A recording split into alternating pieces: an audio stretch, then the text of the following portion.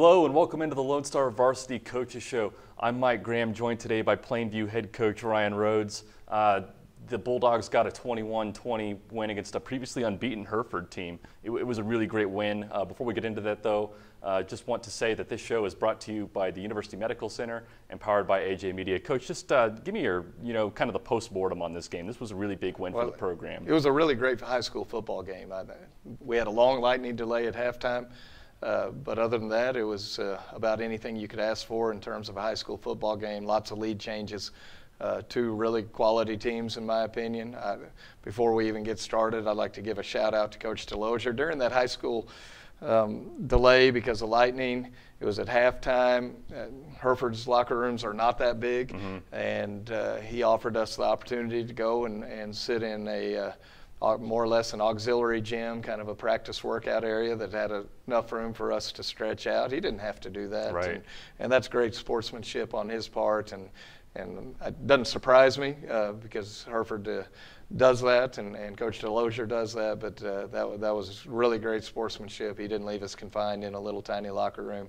He let us go into a little more spacious area that allowed us to get off our feet a little bit while we had that lightning delay. But it was a huge win for us. We certainly needed it against a really quality Hereford team. Right, Plainview moved up to 1-1 in the 3-5A district standings, and it has to feel good heading into this week after the heartbreaker to Palo Duro. Out of the frying pan into the fire, is that kind of what it is? Beating a great Hereford team just allows us to go travel and play a great Dumas team. And so it's never easy in our district. You better come ready to play every week because every team we have is well coached and they play really hard. So you have to bring your A game every week in order to have a chance to win. And we'll just get started with play number one, which is a fake punt.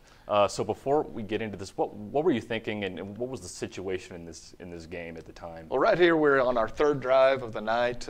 We didn't score on our first two. Hereford had just gone up 6-0, and I just felt like our guys needed to have a little momentum shift because Hereford was feeling really good right there. They were up 6-0, and it was a 4th and 2, I believe, somewhere around there, maybe 4th and 3, and it's kind of on our end of the field, as you see. But we, our two upbacks on punt are our two fullbacks, and so we feel good about this. And it's kind of what we call a down blocking scheme. That right side of the line blocks down anybody in their way, and we kick out with the first fullback, and we seal with the second, and we actually snap it to our starting tailback, and they more or less run what we call power.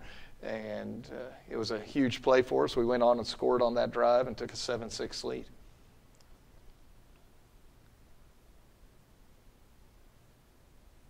They look a little surprised on that one. Yeah, well, I think a lot of people may have been. I'm not the smartest man in the world, and that may not have been the best time to do it, but it was something we needed to do for sure.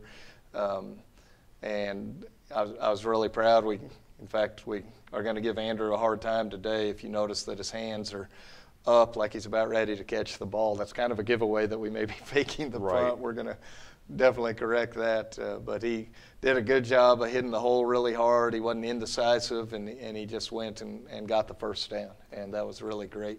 How much talking was going on in the microphones as you got ready for this play? Were there people on both sides of this argument on your own coaching staff? No, since it was my call, there wasn't many detractors on that one. They were really supportive. We talked about it before the game that we might fake a punt if we were given the right situation, and so they knew it was coming at some point, and we felt like that this was the point that it needed to happen. Was there something on film about Hereford that made you think that they were susceptible to a fake punt? No, Hereford's really well coached. It was a bit of a gamble on that. They don't get out of position very often. Our guys, if you notice, number 25 there, does a great job of taking that guy's momentum away. We did notice that they were aggressive with their front line to try to ensure the kick, which allows you to make easy down blocks. So that allowed us to get that. We wouldn't have done it if it was 4th and 8, but since it was less than 4, we felt like we had a chance and got a body on a body, except for their safety there, number 11. And by the time he came up, he did his job. He came up and made the play, but by the time he did, we're already past the first down marker. So it was a really good play for us. Now, psychologically, what do you think this does for a team? Do you feel kind of a rejuvenated sense of energy from the sideline? We did this earlier in the year against Tascosa too, except it was on our opening drive. And Tascosa's as good a team as we'll see all year long. They're really excellent, and we knew we had to do some things to keep us in the game against Tascosa, and it's certainly, it's uplifting. It gives the offense a little bit of a swagger, I guess, when they come back out, that they can perform better, and if they don't, that we are going to have the guts to go for it, I guess. So I'm really proud of our young men that created the opportunity and executed it well. So this is the same drive, and you've been backed up by a holding call. Yes. So that's always fun to get out of those situations. And I'm sure that on this play you're just thinking, let's get some positive yardage and get back in front of the sticks again as best we can. Yes, as best we can. Number 10 had just had a fairly good play to kind of put us in position to do that. Carson Hawk does a great job at quarterback, and he'd had a little bit of a scramble to put us in position to run this play, which is a power-oriented play. There's a lot of similarities, actually, to the fake punt that we just had run previously on this drive. If you'll notice over on the right, the big guy at guard, number 72, is going to pull and he's going to kick. And then our fullback that was crucial on the fake punt is the guy that's going to seal on the linebacker. Up front, our line is getting a double team on the nose, and they're also going to probably get a double team here on the guy lined up on the tackle. They better anyway. Now, they don't look concerned about the pass at all on this play. There are 9 guys in the box. I think that's a corner over there. Yes, I mean, so it's not the ideal setup to run. It's not like they've got 6 guys or 5 guys in the box. But I mean, you just told us what they've shown you. But I guess what are they showing you? Well, one of the things in this particular set we tried to get, it's a double tight end set. Pro tight, I guess, if we were listening to NFL Sunday or whatever. So it's a pro tight set, and what it enables us to do is it usually makes the defense balance up because you have 2 tight ends, so they're not going to overshift one way or the other. And even though they have essentially 1, 2, 3, 4, 5, 6, 7, 8, 9, 10 guys within 6 yards of the line of scrimmage, for the most part, they're balanced.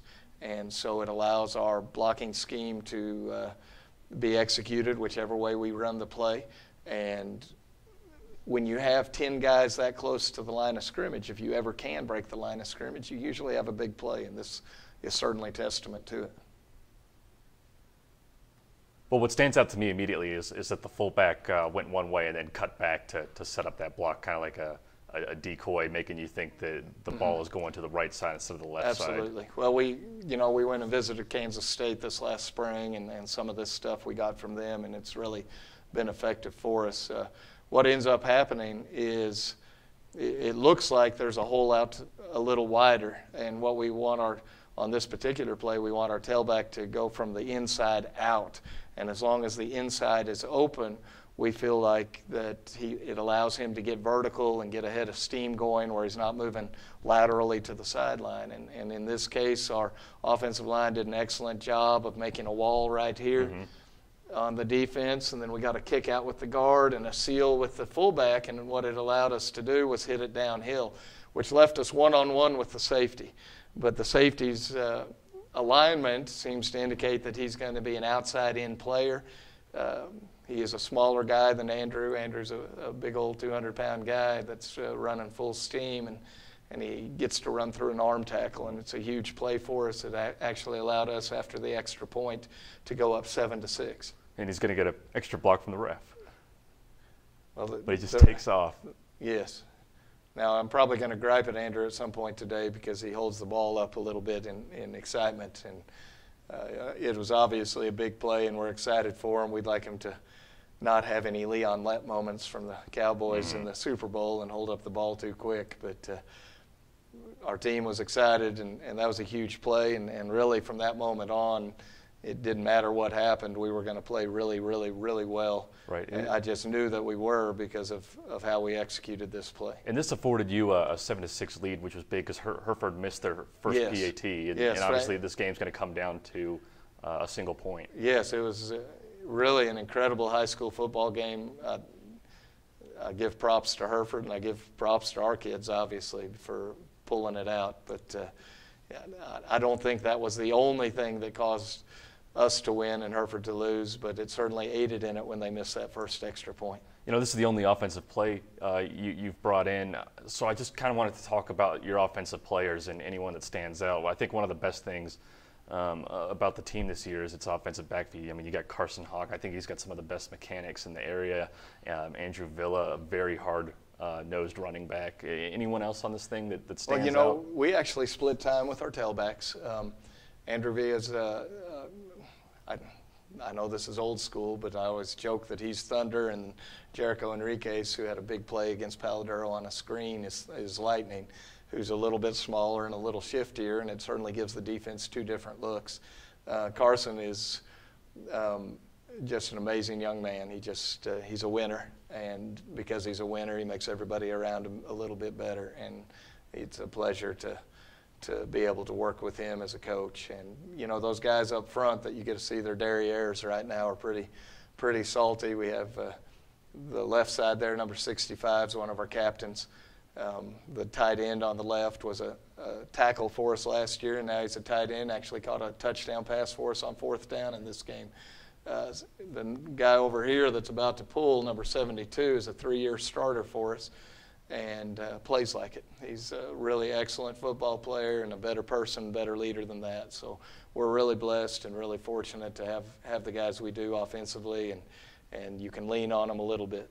So last we were speaking, you had established a 13-7 lead off that turnover, but Hereford has since come back and gone back up top 20-14. Correct. It's starting to get late, and they're starting to run their way to victory, trying to wear out the front, and you get a huge play right here. Yes, absolutely. They had just gone up. We actually had to punt the ball, and they'd already gotten 1 first down, and obviously this is 3rd and 3, which is very makeable for them.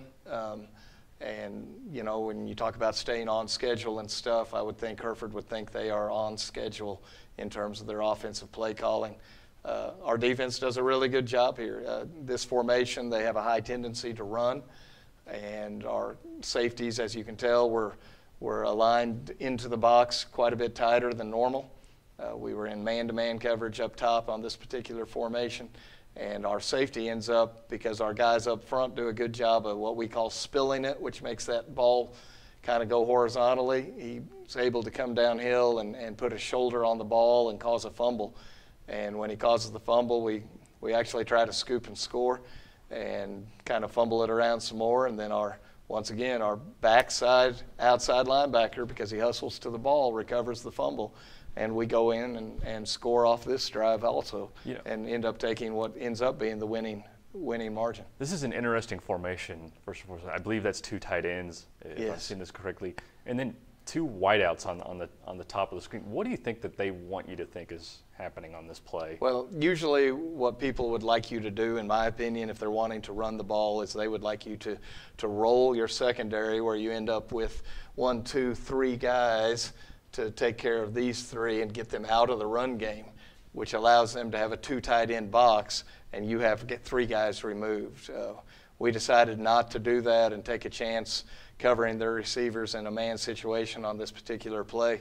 And when that happened, it allowed us to have that extra safety in. Right, and that's just because it's 3rd and 4, and you know, there's a higher probability that they're going to get this on the run. They were 3rd and 4. We knew kind of what was about to happen. And this is actually our starting cornerback that had to come into the game because our starting safety kind of got nicked up just a little bit, and he had to move from corner to safety. And so he hadn't got as many reps here, but boy, he filled it just the way we had it drawn up and did a great job, made a good tackle. You know, Traden Peterson is a really good young man, a really good player for us, and he did a great job here. Here we go.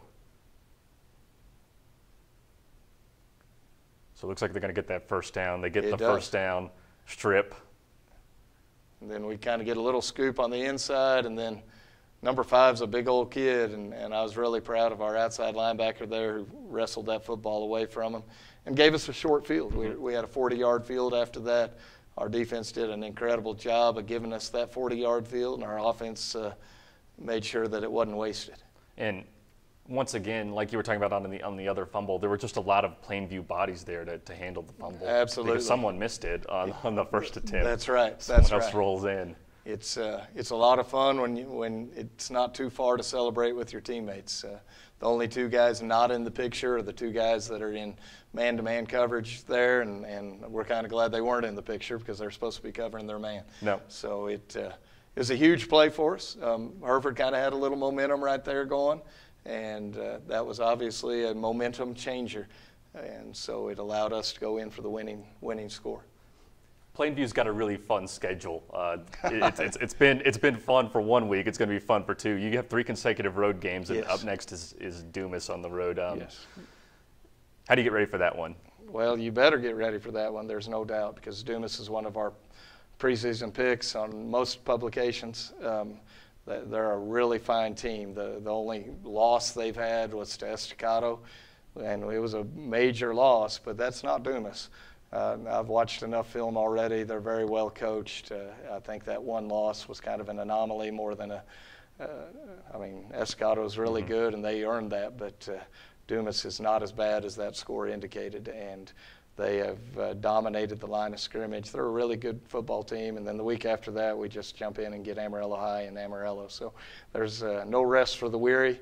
We're going to have to get ready to go again this week, and I think our kids are up for that. Yeah, you got to talk to your scheduler about that I next don't know. year. But 2 LISD teams, everyone in your district, you said, trades all their films, up to 10. So you have Estacado and Lubbock High, and it looks like 2 different Dumas teams within absolutely. those 2 games. Oh, absolutely. What are the strengths of them, and what do you have to be wary of from the Demons? First of all, they're very well coached, and they play with a lot of intensity, much like their head coach. Coach Dunham is a really intense individual. He's a good friend of mine, but he does an excellent job getting those guys ready to play. And we've had 2 great ball games the last 2 years. Last year went to overtime. The year before that was on the last possession. The game was decided. So I would hope that would happen again. But when I look at them, they're very good up front. They're very aggressive in what they do, both offensively and defensively, and they have the confidence to do that. And so we'll have to, once again, have a great team effort to have any chance to beat them, and I hope our guys are up for that. And then just once again, broke back to 500 within district play. Your kids have to be excited about this opportunity to get above Yes. that and kind of start clearing their way from the clutter of the middle of the pack. Well, it's our whole district may be middle of the pack when it's all said and done, because I don't know that we have a bad team in it. I think it's a dogfight every week, and there may be a game separating the first to the last when it's all said and done. So we better be ready to play.